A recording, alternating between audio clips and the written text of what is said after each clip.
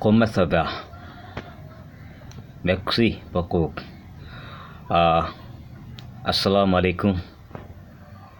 Bwana Yesu asifiwe. Habari za leo. Namaste. How are you?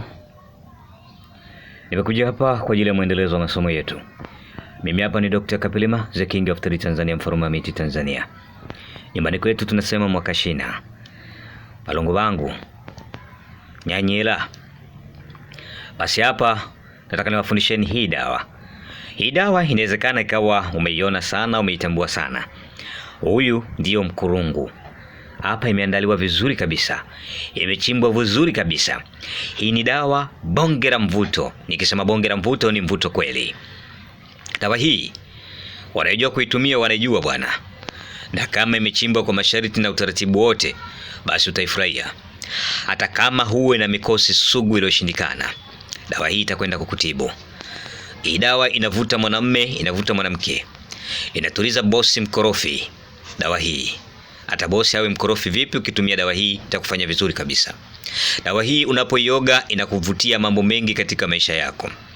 Kule India wanasema red sandari, sandari nyekundu. Wanaitumia sana katika mambo yao ya maombi, ya kutakasa mti huu. Hata wazungu pia wanaitumia sana. Mimi sitaki kwenda huko, nataka tuitumie hapa kwetu Tanzania jinsi tunavyoweza kuitumia. Mimi hapa ukiniambia nikutengenezee dawa ya mvuto, nitakuchanganyia mkurungu, nitakuwekea tinginya, nitakuwekea mwenda. Sio, unanielewa? Nitakwambia nenda kaoge. Lakini nikitaka nikufanyie miujiza zaidi na zaidi, na kuwekea na kasela huko ndani. Alafu nakwambia nenda kaoge. Lakini nitakutengenezea mafuta yenye mvuto mkubwa kwa kupitia hii mkurungu.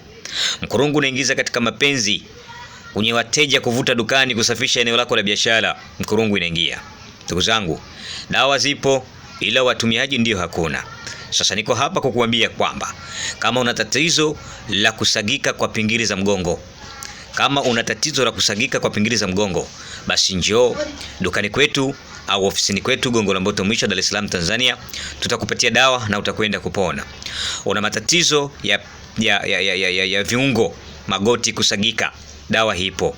Una shida ya mtoto wa jicho, matatizo ya macho, pressure ya macho, matatizo ya moyo, matatizo ya ini, figo, vidonda vya tumbo, tezi dume, siko seli, matatizo ya wendazimu au kichaa, njoo tukupe msaada. Dawa zipo, utapona kabisa. Una matatizo ya mapafu, mapafu kuvimba, mapafu kuwa na mvuke au moshi, njoo.